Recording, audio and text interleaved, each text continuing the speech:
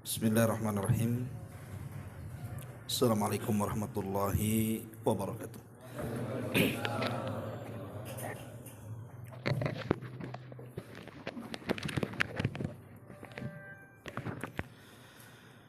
Alhamdulillah wassalatu wassalamu ala Rasulillah wa ala alihi wa sahbihi wa mawalah wa la hawla wa la quwata illa billahi wa ba'du.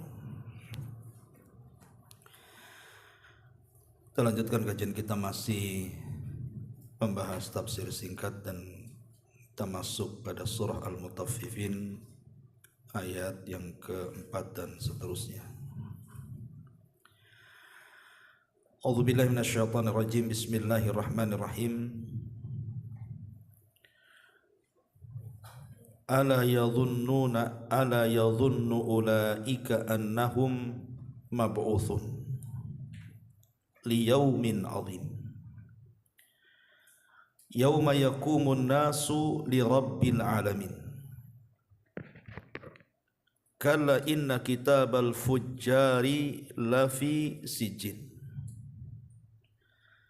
wa ma adraka masijjin kitabum marqum wailu yauma idzin lil mukadzibin alladzina yukadzibuna biyaumiddin wa ma yukadzibu bihi illa kullu mu'tadin athim. Tidaklah mereka mengira bahwa sesungguhnya mereka akan dibangkitkan pada satu hari yang sangat besar, yaitu pada hari ketika semua orang bangkit berdiri menghadap Tuhan semesta alam. Sekali-kali jangan seperti itu. Sesungguhnya catatan orang yang durhaka itu benar-benar tersimpan dalam sijin. Dan tahukah engkau apa itu sijin? Sijin adalah kitab yang berisi catatan amal. Celaka pada hari itu bagi orang-orang yang mendustakan, yaitu orang-orang yang mendustakan pada hari pembalasan, dan tidak ada yang mendustakan pada hari itu kecuali setiap orang yang melampaui batas lagi berdosa. Taib ma'asyiral muslimin wal muslimat rahimakumullah. Ayat ini masih bicara tentang orang-orang yang curang dalam berniaga, di mana Allah Subhanahu wa taala mengancam mereka, orang-orang yang melakukan kecurangan itu. Tidakkah mereka mengira dengan perbuatan itu bahwa sungguh mereka akan dibangkitkan? Jadi kecurangan-kecurangan dalam timbangan, takaran atau meteran, atau curang dalam dagang secara umum, itu semua akan ada balasan pada hari kiamat. Pada hari di mana Allah Subhanahu wa taala akan membangkitkan mereka liyaumin 'adzim, pada satu hari yang sangat besar sekali. Kemudian Allah tafsirkan sendiri hari yang sangat besar itu maksudnya hari ketika semua orang bangkit menghadap Tuhan semesta alam. Ma'asyiral muslimin yang dimuliakan Allah Subhanahu wa taala, di sini ada kata-kata yauma yaqumun nas, pada hari manusia akan berdiri. Qama yaqumu, berdiri artinya. Di dunia kita juga berdiri dalam setiap salat kita. Allah Subhanahu wa taala mengatakan hafidhu 'alas salawati was salatil wusta wa qumu lillahi qanitin. Wa qumu lillahi qanitin artinya mereka berdiri dalam kondisi taat kepada Allah Subhanahu wa taala dalam salat-salat mereka.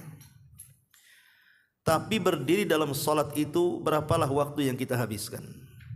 10 menit, 20 menit? Tidak mungkin juga setengah jam. Kelamaan itu.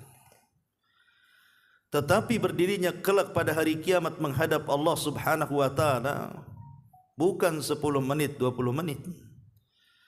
Tetapi Allah Subhanahu wa taala katakan khamsina alfasana, 50.000 tahun berdiri.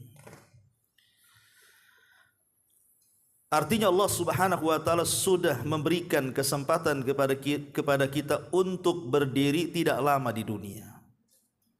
Karena orang yang banyak berdiri di dunia itu, maka dia tidak akan banyak berdiri di akhirat. Tapi orang yang jarang berdiri salat di dunia, maka dia akan lama berdirinya di akhirat.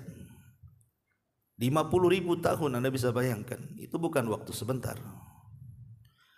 Makanya kenapa disebut al-qiyamah? Kenapa disebut al-qiyamah? Karena ada qiyamnya. Qiyamah itu diambil dari qiyam, qama yaqumu. Qiyaman.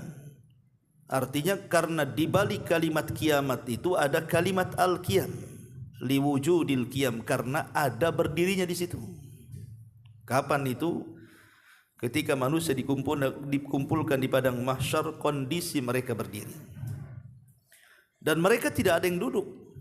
Sebab kalau mereka duduk, maka mereka akan tenggelam dengan keringatnya. Apalagi berbaring, yang duduk pun tidak ada. Jadi kondisi mereka itu hanya berdiri dan menatap ke langit wajah-wajah mereka selama itu. Walaupun para ulama berselisih pendapat, apa semua orang berdiri pada hari kiamat itu selama itu?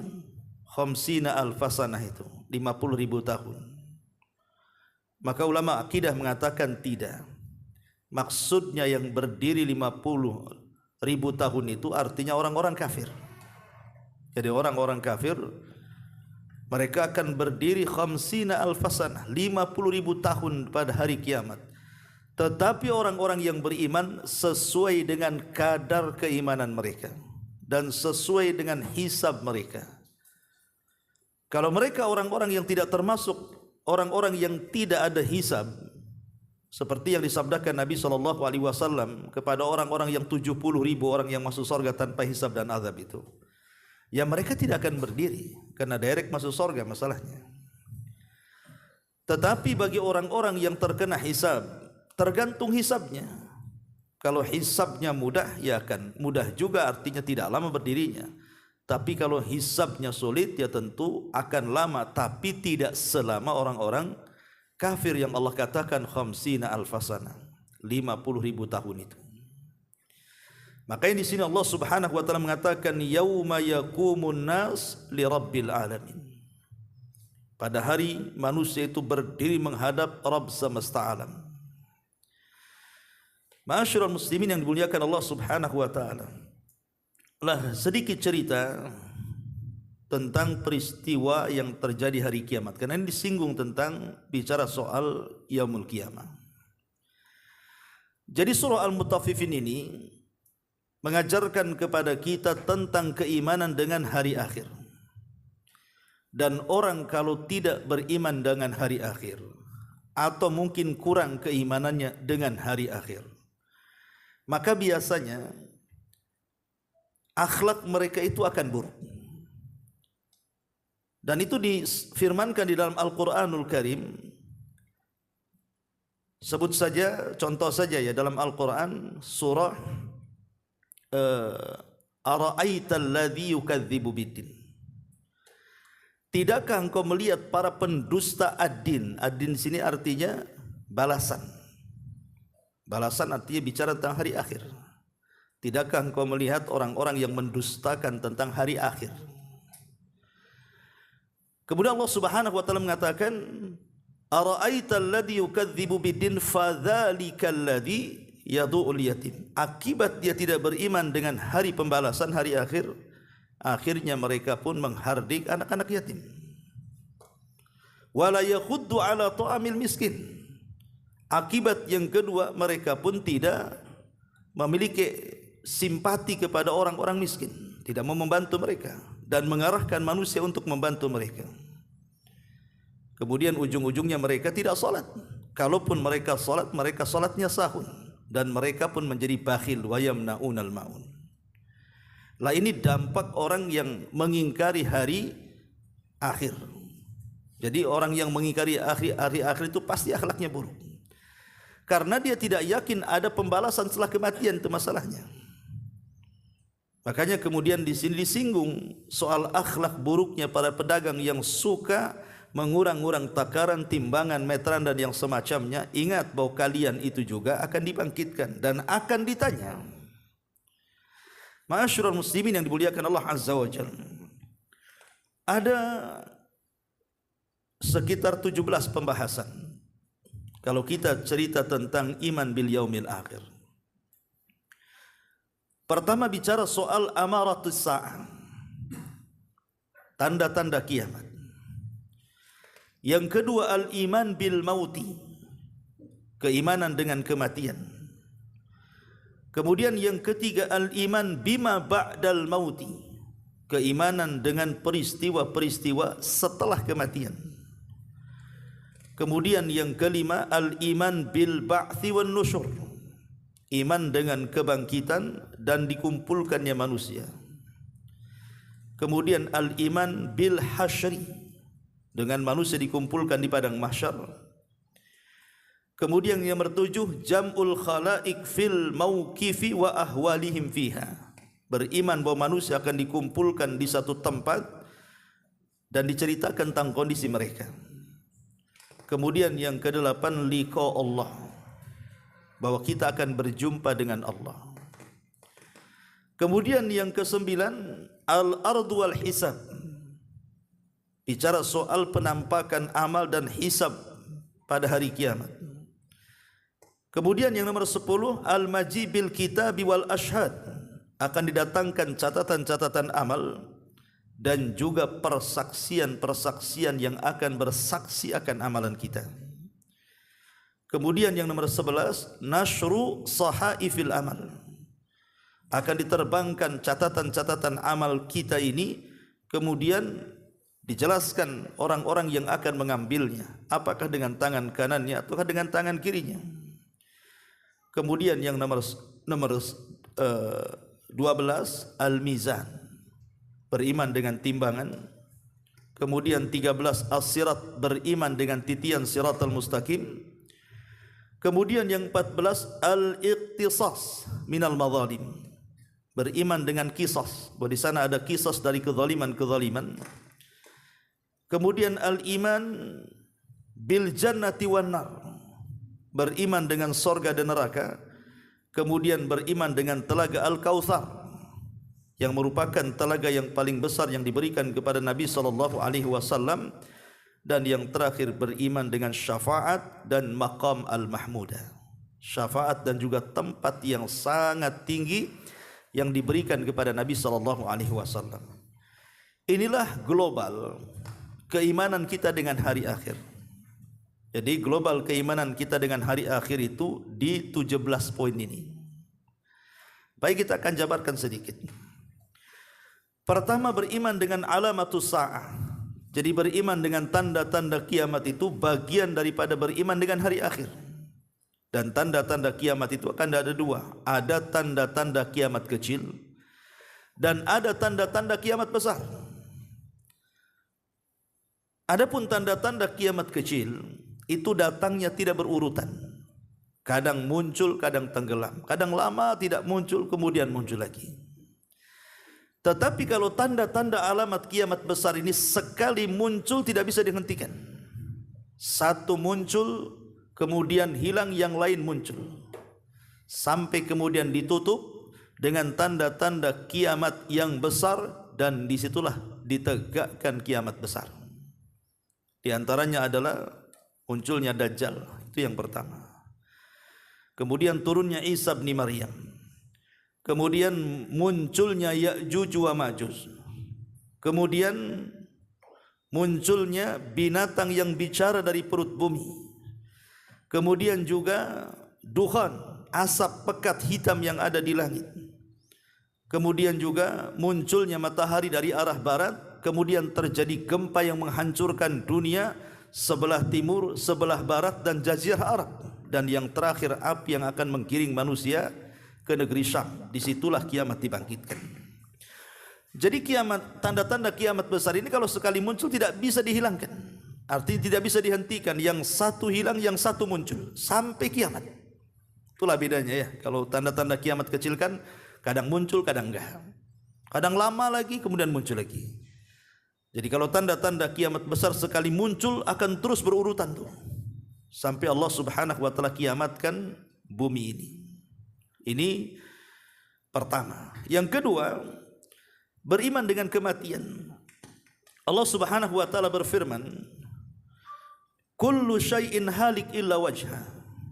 Segala sesuatu itu akan binasa dan akan musnah kecuali wajah Allah Subhanahu wa taala. Dalam ayat yang lain, kullu man 'alaiha fan illa wa yabqa wajhu rabbika dzil jalali wal ikram. Segala sesuatu akan binasa dan yang tetap itu hanya wajah Rabbmu yang memiliki kemuliaan dan juga memiliki kemurahan. Ayat ini menunjukkan bahwa kematian itu harus kita imani. Kematian itu harus kita imani. Bahkan kematian kita ini lebih dekat dibandingkan kiamat yang ditunggu. Kalau kiamat itu kan kita hanya beriman bahwa akan terjadi hari kiamat. Kapan terjadinya kan tidak tahu. Apalagi tanda-tanda yang 10 ini belum muncul, tentu lebih lama lagi keluarnya. Artinya peristiwanya lebih lama lagi karena tanda-tandanya saja belum muncul kan itu. Tapi kalau kematian ini kan sebuah kepastian karena hari-hari kita melihat ada orang mati masalahnya. Artinya bukan peristiwa besar kematian ini. Karena dalam sehari saja kita bisa hitung berapa orang mati itu. Menunjukkan bahwa kematian itu lebih dekat daripada kiamat itu sendiri. Maksudnya kiamat besar. Bahkan kematian itu sendiri adalah bagian daripada kiamat. Tapi kiamat kecil, kata Nabi SAW, idza mata ahadukum faqad qamat kiamatuhu. Jadi kalau salah seorang di antara kalian meninggal, berarti tegaklah kiamat kecil kepada dia. Dan ini harus kita imani. Karena orang yang tidak pernah mengangan-angankan dengan kematian, biasanya orang itu akan susah bertobat dan akan susah beramal dan akan selalu mengucapkan kalimat taswif. Taswif itu artinya nanti. Ya, nanti saja. Nanti saja. Kapan lu tobat? Nanti kan. Itu karena tidak yakin dengan kematian. Kemudian yang ketiga, beriman dengan peristiwa setelah kematian. Beriman dengan peristiwa setelah kematian. Peristiwa setelah kematian itu ma'ruf, sering saya jelaskan. Di situ ada 4 peristiwa besar dalam kubur itu. Pertama yang disebut dengan dhaghtatil qabri, himpitan kuburan. Dan himpitan kuburan ini mengenai siapa saja. Tidak yang beriman, tidak ada orang kafir. Tidak anak bayi, tidak orang dewasa. Tidak laki-laki, tidak perempuan. Semua kena. Himpitan kubur itu akan dihimpit semua orang. Cuman perbedaannya, kalau orang yang beriman, ketika kuburan menghimpit dia tidak merasakan rasa sakit. Karena diibaratkan seperti seorang ibu yang memeluk anak bayinya. Bagaimana seorang ibu meluk anak bayinya? Apakah bayi itu kesakitan? Kan tidak. Lah, tanah itu ibarat daripada ibu kita, sementara kita itu bayinya. Karena kita diciptakan dari tanah dan akan kembali kepada pangkuan tanah. Tetapi kalau seandainya himpitan orang-orang kafir itu berbeda. Makanya disebutkan bagaimana himpitan orang kafir itu akan meremukkan seluruh tulang dan persendian sehingga dia akan menjerit, tidak ada yang tahu suaranya kecuali binatang. Ma'asyiral muslimin yang dimuliakan, ini peristiwa yang pertama disebut dengan dhaghtatul qabri. Bahkan sekelas Sa'd bin Ubadah, pemimpin Aus saja, kata Nabi SAW, kalau ada orang yang selamat dari himpitan kubur, maka Sa'adlah orangnya. Tapi Sa'ad pun tidak selamat. Ketika ada seorang bayi yang dikuburkan, kata Nabi SAW, kalau ada orang yang selamat dari himpitan kubur, tentu bayi ini yang akan selamat. Tapi dia pun tidak selamat, kata Rasul. Jadi himpitan kubur ini semua akan kena. Kemudian peristiwa besar yang kedua adalah fitnatul qabri. Fitnah kubur itu maksudnya pertanyaan mungkar dan nakir soal usul thalatha. Usul ats-tsalatsa. Man rabbuka wa ma nabiyuka wa ma dinuka. Siapa Tuhanmu, siapa nabimu, apa agamamu. Ini semua akan dipertanyakan. Termasuk juga Al-Qur'an akan ditanyakan. Wa ma imamu, siapa imammu. Ya. Nah, ini peristiwa yang kedua. Dan peristiwa yang kedua ini yang menentukan peristiwa ketiga dan yang keempat. Artinya kalau dia selamat dari fitnah kubur, berarti masuk pada peristiwa yang ketiga namanya nikmat kubur. Tapi kalau dia tidak selamat dari fitnah kubur, masuk pada peristiwa yang keempat yang disebut dengan azab kubur. Jadi yang menentukan nikmat dan azab itu adalah fitnah kubur.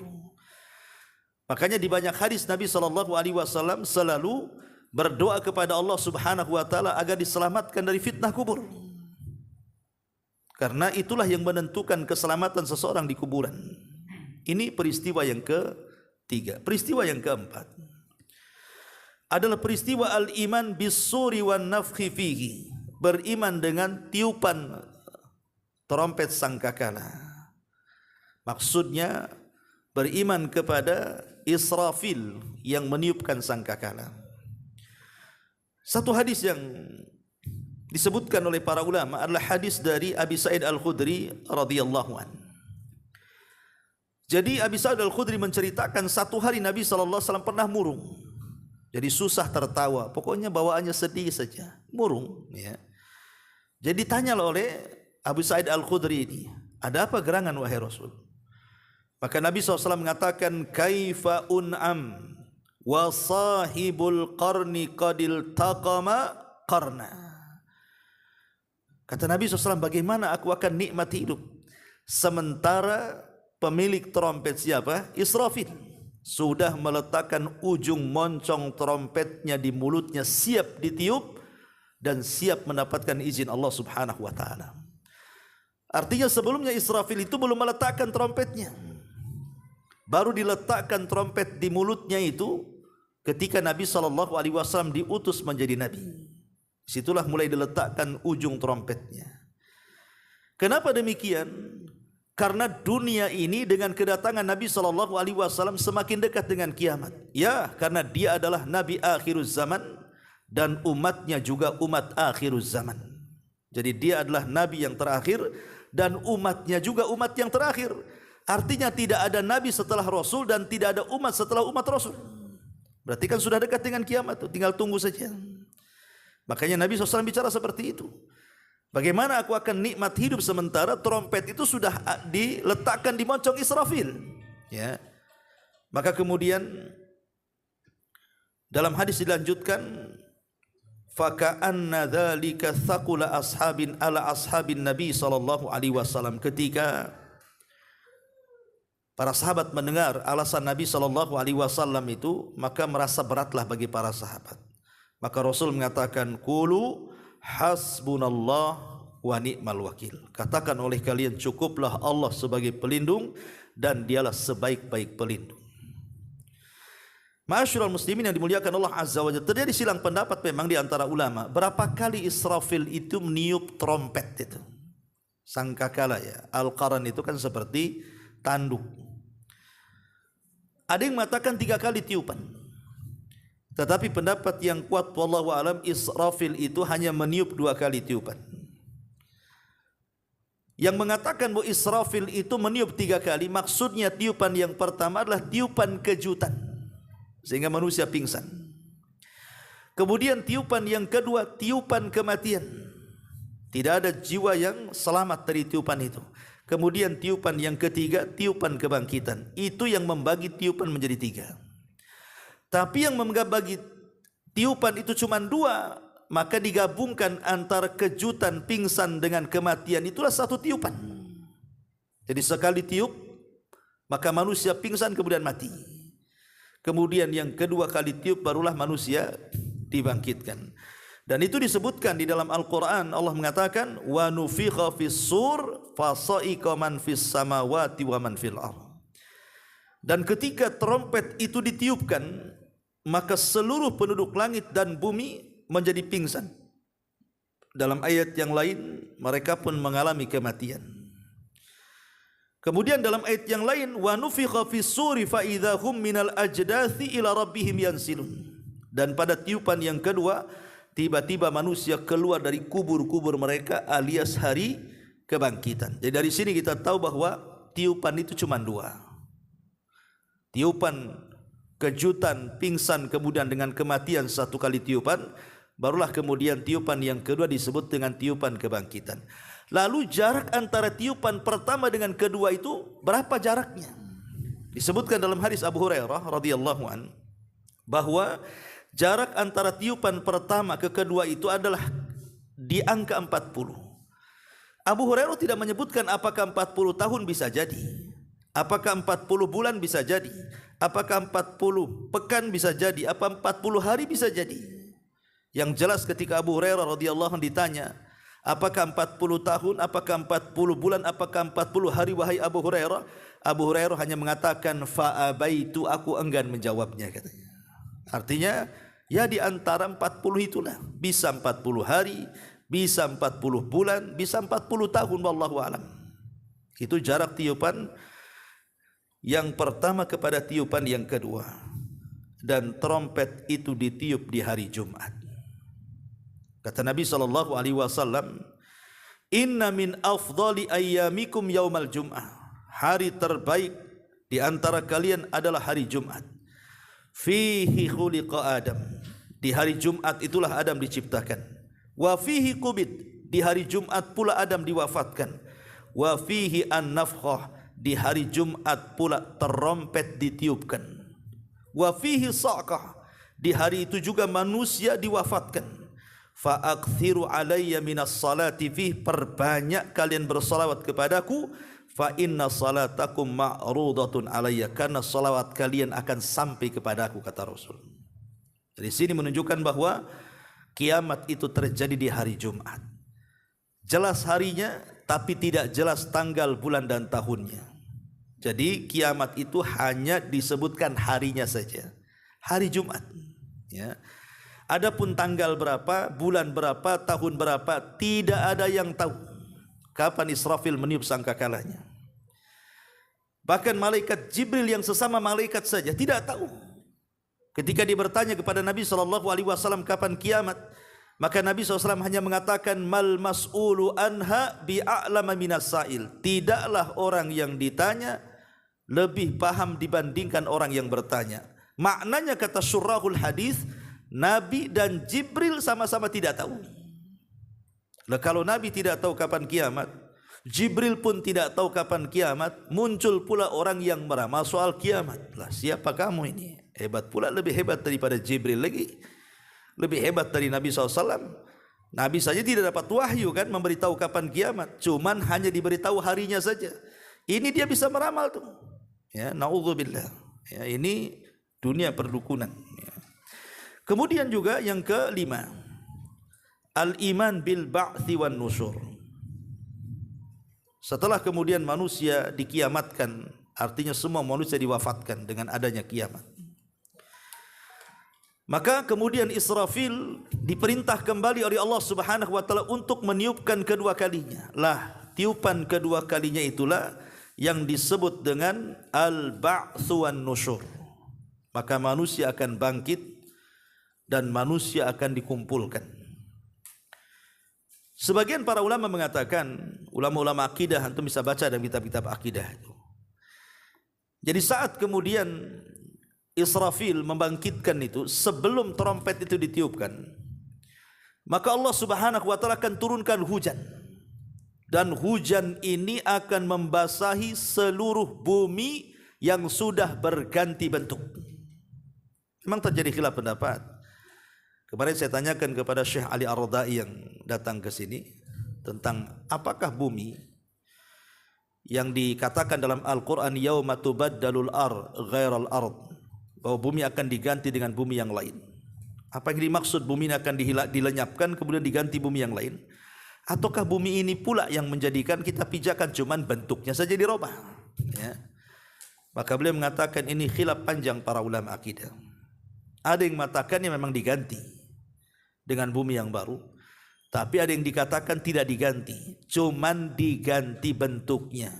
Dan itu berdasarkan isyarat firman Allah Subhanahu wa taala, wal ardu muddat wa alqat ma fiha wa takhallat. Kalimat wal ardul muddat, dan bumi dihamparkan kemudian dikuatkan oleh hadis Nabi SAW, di mana bumi ini akan didatarkan, tidak ada yang tinggi, tidak ada yang merendah, tidak ada bukit, tidak ada lembah, bahkan tidak ada maklam. Maklam itu artinya tidak ada alamat-alamat yang menunjukkan arah sana arah sini.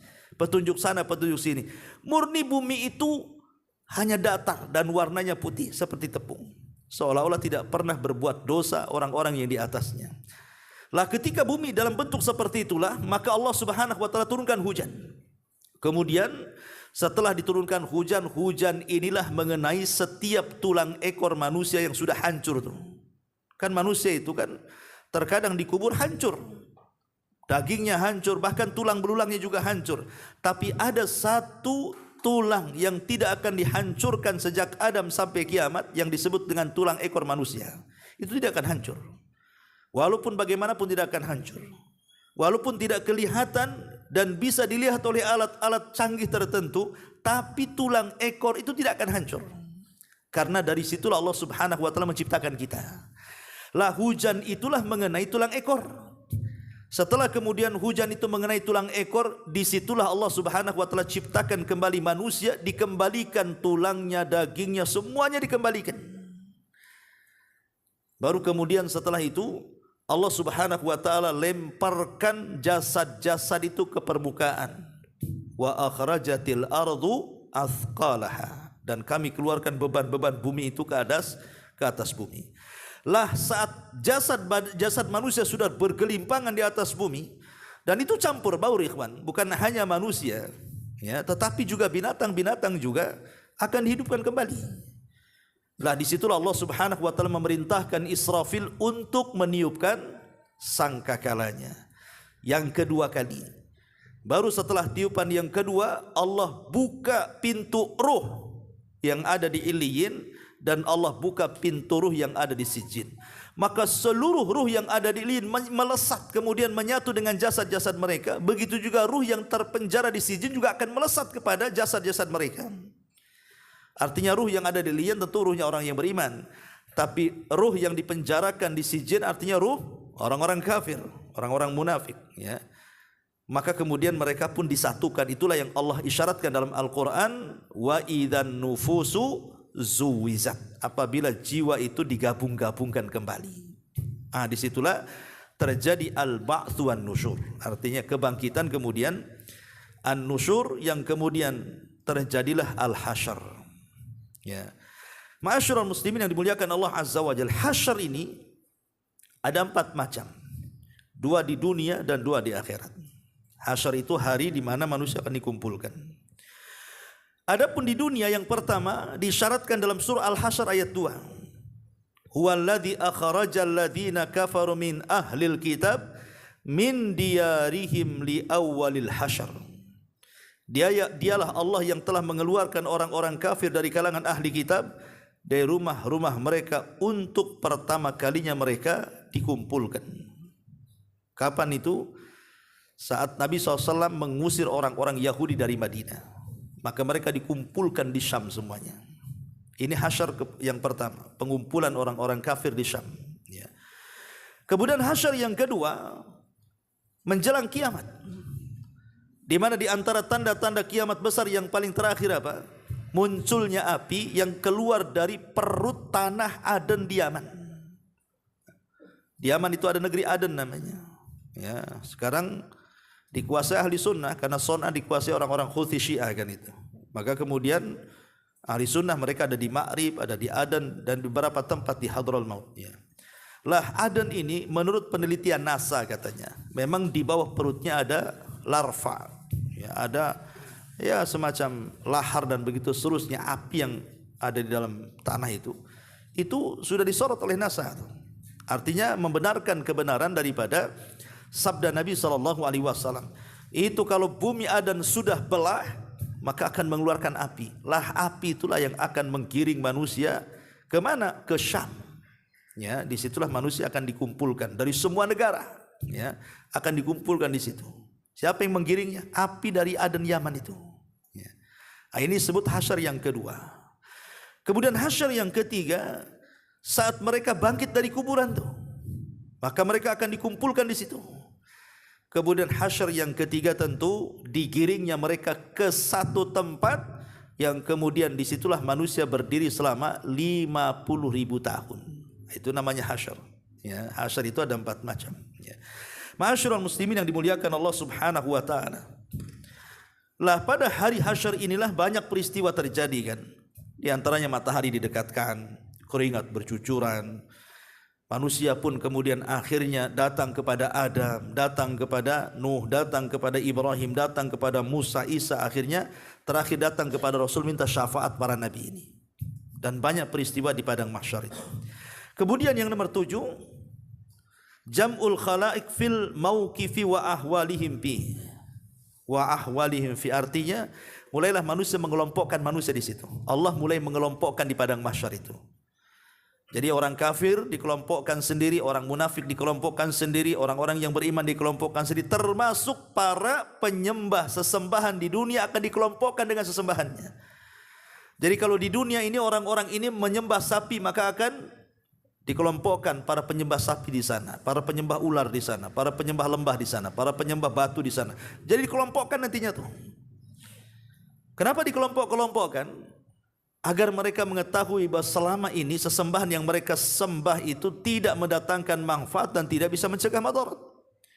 Bahkan para penyembah matahari dan bulan kelak pada hari kiamat, matahari dan bulan itu kan tidak pernah ketemu kalau di dunia, ikhwan. Karena matahari pergi datang bulan, bulan pergi datang matahari. Tapi nanti pada hari kiamat wajumi asyamsu wal qamar. Matahari itu akan digabungkan tuh. Kemudian kemana akhir hayatnya matahari? Ditenggelamkan ke neraka. Pertanyaannya, dosa apa matahari dan bulan? Kenapa dimasukkan ke neraka? Bukankah mereka makhluk yang bertasbih? Bukan untuk diazab, tetapi ingin membuktikan bahwa siapapun yang menyembah matahari dan bulan, Tuhan kalian juga ada di neraka. Makanya Allah mengatakan la tasjudu lisyamsi wala lil qamar wasjudu lillahi alladzi khalaqahunna in kuntum iyyahu ta'budun. Jangan kalian sembah matahari dan bulan, sembahlah zat yang menciptakan keduanya, Allah. Ya. Masyarul muslimin yang dimuliakan Allah Azza wa Jalla. Kemudian yang ke-8 baru terjadi liqa Allah. Disinilah Allah Subhanahu wa taala akan menampakkan zatnya pertama kali di padang mahsyar. Di mana Allah Subhanahu wa taala mengatakan dalam Al-Qur'an wa jaa rabbuka wal malaku saffan saffa. Dan Rabbmu akan datang sementara malaikat berbaris-baris itu. Jadi Allah Subhanahu wa taala akan datang kepada manusia di padang mahsyar. Tentu bagi orang-orang yang beriman, mereka mampu melihat wajah Allah di padang mahsyar itu termasuk ziyadatun nikmah namanya. Itulah nikmat bagi mereka. Tapi pertanyaannya, apakah orang kafir juga melihat wajah Allah? Maka pendapat yang kuat tidak. Mereka tidak melihat Allah Subhanahu wa taala di padang mahsyar. Kalla innahum an rabbihim yauma idzin lamahjubun, kata Allah. Sekali-kali tidak, pada hari itu pandangan orang-orang kafir terhadap Allah akan tertutup. Mereka tidak akan bisa melihat. Sebagian ulama lain mengatakan okelah mereka melihat, tapi bukan melihat seperti orang yang beriman ketika melihat Allah. Itu sebuah kenikmatan yang besar bagi mereka, tapi mereka ketika melihat Allah itu dengan nadrah al-khauf, dengan pandangan takut yang luar biasa, seolah-olah pesakitan yang akan dihukum oleh seorang qadi dan juga hakim. Jadi mereka ketakutan justru ketika melihat Allah, tidak sanggup memandang Allah Azza wa Jalla. Ya, ada juga yang mengatakan seperti itu. Tapi pendapat yang kuat, mereka tidak akan melihat Allah. Karena itu nikmat bagi orang yang beriman. Kalla inna rabbihim yawma idzin lamahjubun. Ma'asyiral muslimin yang dimuliakan Allah Azza wa Jalla. Makanya Aisyah ummul mukminin radhiyallahu anha pernah mengisyaratkan dalam hadisnya kan, man ahabba liqa Allah ahabballahu liqa'ah wa man kariha liqa Allah karihallahu liqa'ah. Siapa yang senang berjumpa dengan Allah, Allah akan senang berjumpa dengan dia. Tapi siapa yang benci berjumpa dengan Allah, Allah pun benci berjumpa dengan dia. Maka hanya orang-orang yang beriman yang akan berjumpa dengan Allah dan memandang wajah Allah Subhanahu wa taala. Kemudian yang ke-9 namanya al-ard wal hisab. Ard itu artinya hisab mudah. Kalau disebut hisab artinya hisab sulit. Kalau disebut hisab berarti konotasinya hisaban asira, hisab yang sulit. Tapi kalau al-ardu artinya hisab yang mudah. Walaupun dua-duanya hisab. Tapi ulama mengistilahkan al-ardu itu istilah bagi hisab yang mudah. Tapi kalau disebut al-hisab berarti itu hisabnya sulit. Apa bedanya hisab mudah dengan sulit? Sering saya jelaskan. hisab mudah itu Allah hanya ingin pengakuan kita saja. Jadi Allah Subhanahu wa taala memanggil kita di hadapan makhluk. Bayangkan manusia dari Adam sampai yang terakhir mati, kemudian dihidupkan, dikumpulkan di padang mahsyar, apa enggak banyak manusia sebanyak itu. Kemudian kita dipanggil, bayangkan. Tetapi karena hisab kita mudah, ketika dipanggil oleh Allah, Allah tutupi kita dari pandangan manusia itu. Allah akan bentangkan hijabnya, sehingga manusia tidak bisa melihat sedang apa kita dengan Allah berdua-duaan di balik hijab itu. Disitulah Allah Subhanahu wa taala akan bertanya kepada kita soal dosa-dosa kita. Allah hanya ingin pengakuan dosa kita saja. Makanya setiap kita ditanya oleh Allah Azza wa Jalla, bukankah kau sudah melakukan dosa ini, dosa itu, dosa ini, dosa itu? Dia hanya mengatakan, ya wahai Rabb, ya wahai Rabb. Ya, tidak ada yang diingkari sama sekali. Ini kalau yang seperti ini hisab yang mudah ini. Karena dia mengakui kesalahannya. Ketika Allah Subhanahu wa taala terus bertanya soal dosanya dan ia pun mengakuinya, kemudian dia merasa berat bahwa dia akan celaka dan binasa dan hampir dia melangkah ke neraka, maka Allah akan panggil kembali dan mengatakan, ya fulan satartuka fid dunya wa aghfiru lakal yauma, kata Allah. Dulu di dunia ku tutup dosa-dosamu, sekarang di akhirat ku ampuni dosa-dosamu. Selamat dia. Itu hisab yang mudah tuh. Tapi kalau hisab yang sulit, itulah hisab yang disebut dengan hisab yang paling detail. Kalau Allah bertanya dengan pertanyaan yang detail, itu bahaya tuh, ya. Kalau sampai detail pertanyaan Allah kepada kita itu bahaya. Apalagi sampai munaqasyah, terjadi perdebatan, dia ingkari apa yang sudah dia lakukannya. Dikiranya Allah bisa dibohongi sebagaimana dia membohongi manusia di dunia.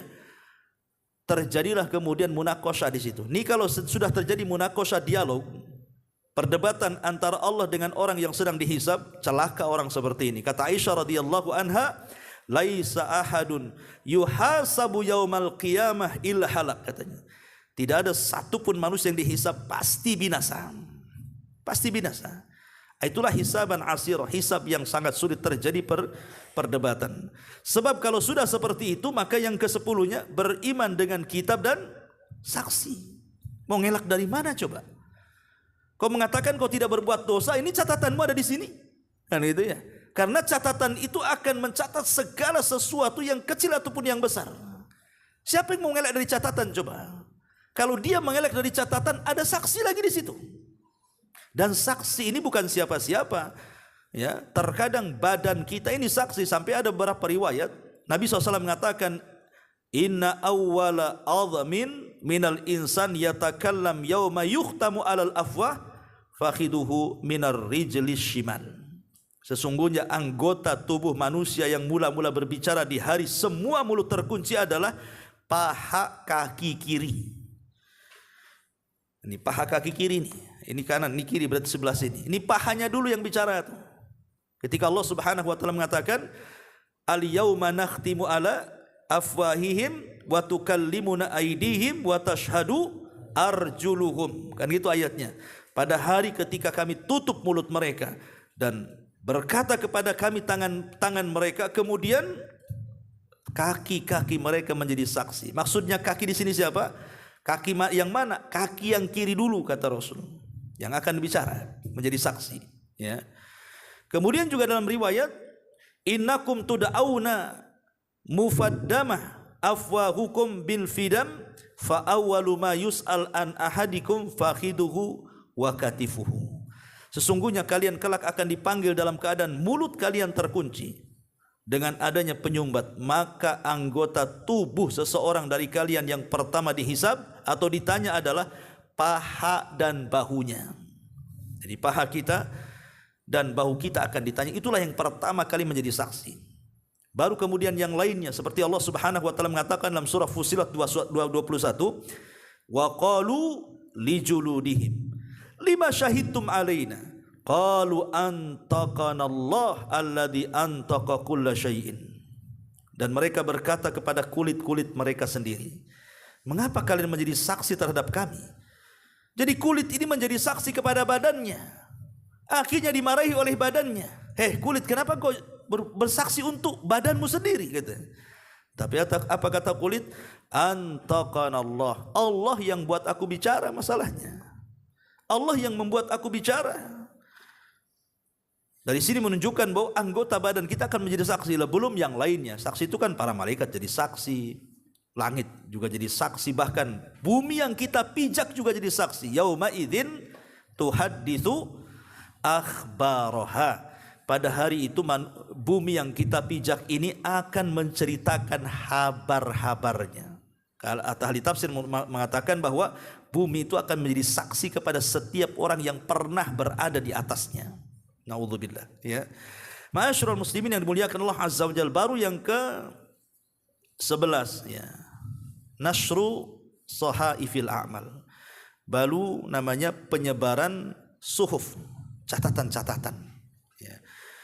Lah penyebaran suhuf catatan-catatan ini, lah isi catatan sendiri ikhwan. Itu kan kalau kita cerita tentang dosa, maka dosa yang tercantum dalam catatan itu ada 3.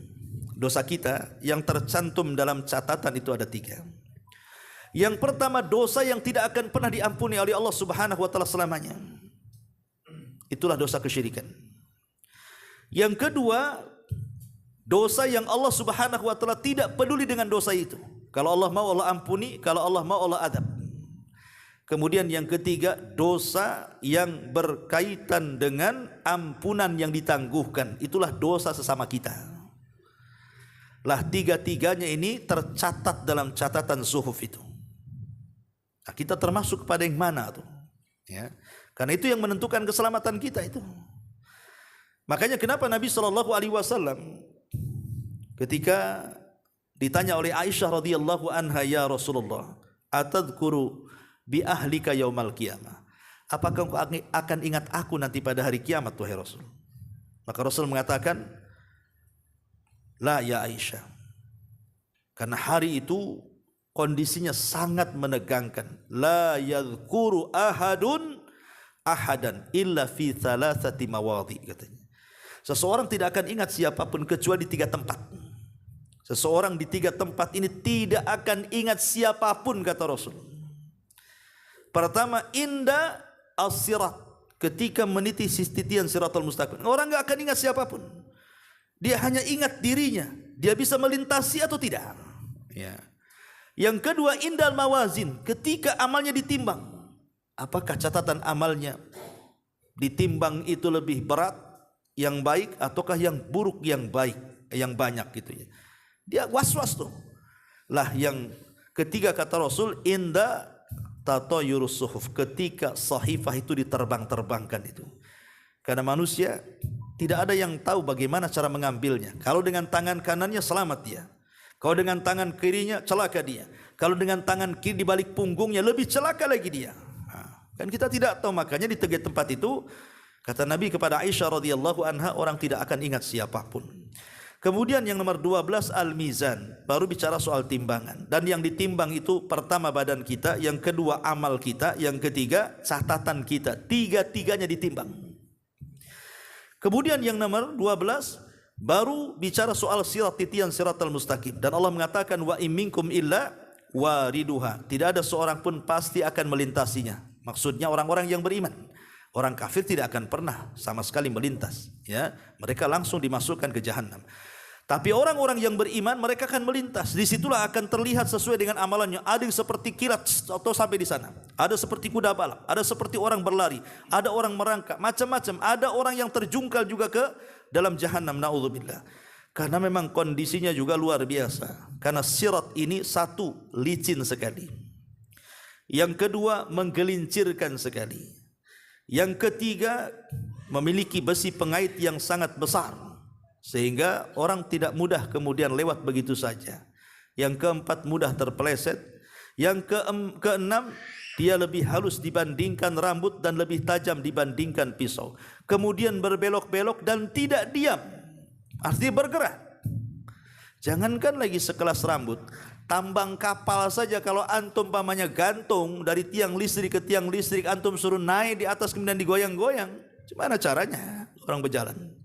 Hanya amalan yang menyelamatkan dia, ya. Kemudian yang nomor 14 baru cerita kisos.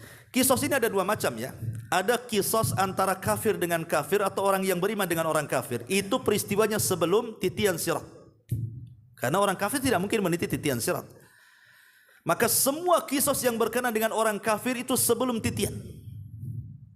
Baik orang kafir dengan orang kafir, atau orang yang beriman dengan orang kafir, atau orang kafir dengan orang yang beriman. Ya. Tetapi kalau kisosnya antara orang yang beriman dengan orang yang beriman, itu setelah titian. Disitulah yang disebut dengan kontoroh, kata Rasul. Kontoroh disitulah tempat di mana Nabi SAW pernah mengatakan bahwa disitulah tempat orang-orang yang muflis. Atadruna mal muflisu hadil ummah. Siapa ya di antara kalian yang tahu orang yang bangkrut di antara umat ini? Sahabat mengatakan, ya orang bangkrut ya orang yang habis uang dinar dirhamnya. Bukan itu kata Rasul, tetapi orang yang membawa pahala di satu sisi, tapi di sisi lain membawa dosa, pernah mendolimi si fulan, menumpahkan darah si fulan, mengambil hak si fulan, mencaci maki si fulan, dan begitu seterusnya. Lah di sini terjadi kisos. Sampai Abdullah ibn Abbas radhiyallahu anhuma menceritakan tentang kisah orang yang dibunuh.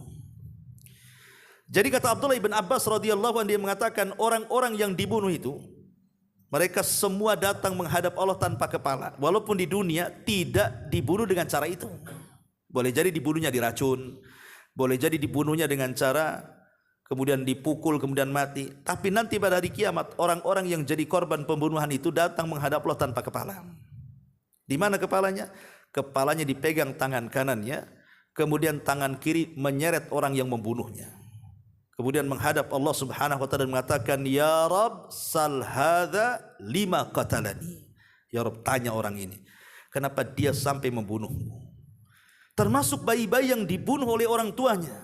Mereka datang tanpa kepala, sambil menjinjing kepala dengan tangan kanannya, ditarik orang tuanya. Kemudian Allah katakan, wal mau'udatu su'ilat bi ayyi dzambin qutilat. Mereka juga akan ditanya tuh, atas dosa apa aku dibunuh dengan orang tuaku tuh.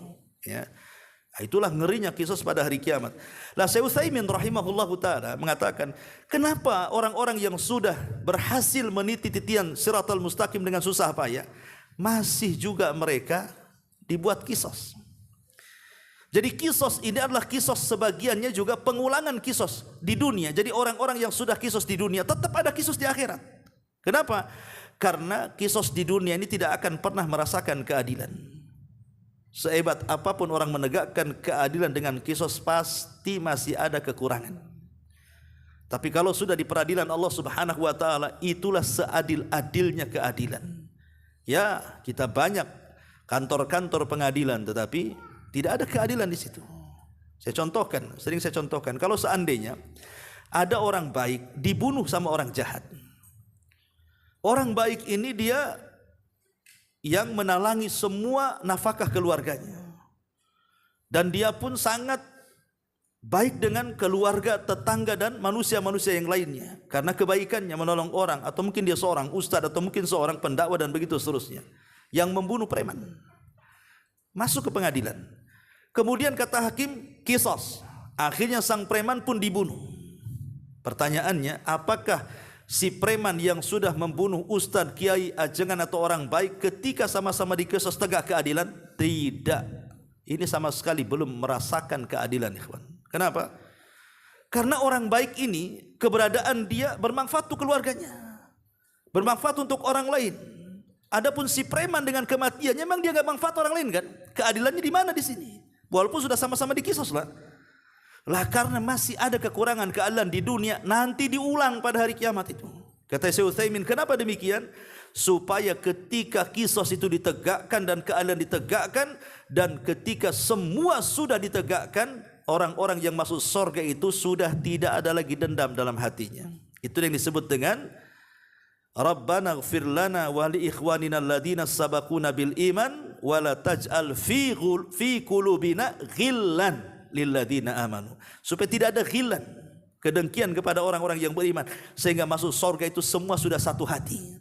Ya, tidak ada lagi dendam di antara mereka. Baru kemudian yang ke-16 bicara soal al-jannatu wan nar, surga dan neraka. Kemudian ke-16 bicara soal telaga Kautsar. Dan yang terakhir bicara syafaat dan maqaman mahmuda yang ada di surga sana, khusus bagi Nabi sallallahu alaihi wasallam. Lah ini semua adalah peristiwa-peristiwa yang berkaitan dengan hari akhir. Wallahu alam. Ini yang bisa sampaikan sebelum saya tutup. Silahkan kalau ada yang bertanya. Ya.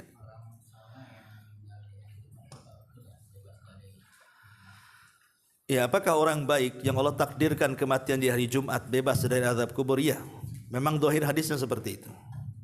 Jadi orang yang meninggal di hari Jumat maka dia akan terbebas dari fitnah kubur.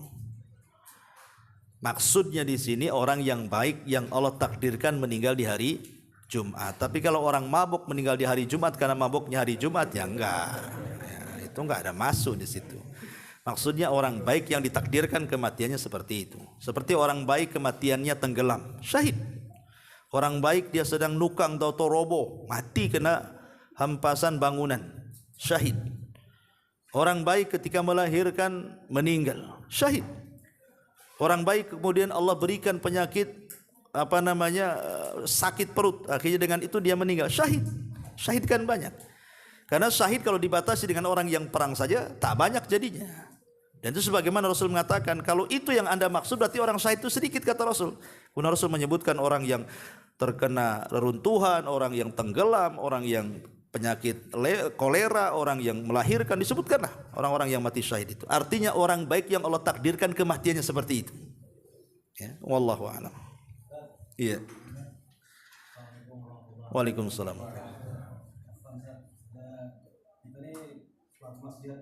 Kemudian kita hijrah. Ketika hijrah kita mengikuti apa yang kata Allah, qul in kuntum tuhibbunallah fattabi'uni, kan? Iya. Kemudian kita ikuti itu secara istiqomah semampu kita, yang wajib jelas wajib. Oke. Yang sunnah sesuai kemampuan kita amalkan. Iya. Apakah kita bisa dapat masuk kategori 70.000 sahabat yang masuk surga tanpa hisab? Iya. Iya, alhamdulillah. Hadis tentang sab'una alfan yadkhulunal jannah bighairi hisabin wala adzab itu sudah disebutkan sifat-sifatnya. Pertama, alladzina la yastarqun, orang yang tidak minta ruqyah. Ini pun menjadi catatan ulama, kata Syekh bin Baz. Kalau minta diruqyahnya itu karena tidak ada pengobatan kecuali dengan ruqyah, maka tidak mengapa. Memang tidak bisa disembuhkan penyakit ini kecuali dengan ruqyah, maka tidak ada masalah. Tapi kalau ada perobatan yang lain, kemudian dia memudah-mudahkan datang kepada ustadz, kiai, ajengan, kemudian mengatakan tolong ruqyah saya, itu yang jadi masalah. Kenapa demikian? Karena akan mengurangi tawakal. Makanya ketika para ulama bicara soal tawasul, tawasul yang disepakati itu dua, yang satu diperselisihkan. Satu, tawasul dengan nama dan sifat bagi Allah sepakat dibolehkan. Yang kedua, tawasul dengan amal soleh sepakat dibolehkan. Yang ketiga yang diperselisihkan para ulama, tawasul dengan meminta doa orang yang soleh yang masih hidup. Ini perselisihkan para ulama. Ya. Ada yang mengatakan sunnah karena Ukasha bin Mihsan minta doa Nabi. Wanita yang kena ayan minta doa Nabi. Umar minta doa Abbas, berarti sunnah. Tapi yang mengatakan tidak, ini tidak sampai kepada sunnah, ini mubah saja. Kenapa? Karena asal daripada doa itu tidak menjadikan perantara siapapun. Karena Rasul mengatakan kepada Abdullah ibn Abbas, idza sa'alta fas'alillah. Kalau minta kepada Allah, jangan lewat perantara orang. Ini yang jadi perselisihan para ulama tentang tawasul, meminta doa kepada orang itu, karena menjadikan wasilah masalahnya. Ya, tapi kalau kebolehannya boleh-boleh saja. Tapi kalau sampai mengatakan sunnah, itu yang kemudian diperselisihkan para ulama. Tapi kalau tawasul dengan nama-nama Allah dan sifatnya, tawasul dengan amal soleh, tidak ada khilaf ulama yang masalah ini. Yang jadi khilaf itu saja. Kembali kepada masalah minta ruqyah. Lah minta ruqyah itu sama dengan ini. Ya, karena sebaik-baik orang mengobati adalah mengobati diri sendiri, minta kepada Allah kesembuhan, bukan minta perantara orang, karena akan mengurangi tawakal. Sehingga sebagian orang yang kurang iman itu akhirnya menyandarkan kesembuhan kepada peruqyah atau ayat yang dibaca si peruqyah. Oh, itu mantap si anu kalau ngeruqyah ini. Kalau diruqyah langsung hilang jin saya. Ini ustadz ini kurang mantap, lelet jinnya keluar katanya. Ya, kan ada tuh. Akhirnya kan menasabkan bahwa si anu ini mantap peruqyahnya, si ini tidak mantap peruqyahnya. Itu kan menasabkan kesembuhan kepada peruqyah jadinya. Makanya kenapa dikeluarkan dari 70.000, karena mengurangi kesempurnaan tauhid. Yang kedua, alladzina la yastarqun. Kemudian la yaktawun, orang-orang yang tidak minta dikai. yaitu pengobatan menggunakan besi panas. Di zaman dulu kan tidak ada alkohol, tidak ada apalah. Kalau di zaman sekarang kena luka kan ada obatnya supaya tidak busuk, tidak bernanah, tidak tetanus dan begitu seterusnya. Di zaman itu kan susah mencari perobatan. Sementara di zaman itu peperangan pedang lawan pedang, jelas-jelas hadap-hadapan. Ya kena sabet, kena bacok, kena tusuk biasa kan gitu.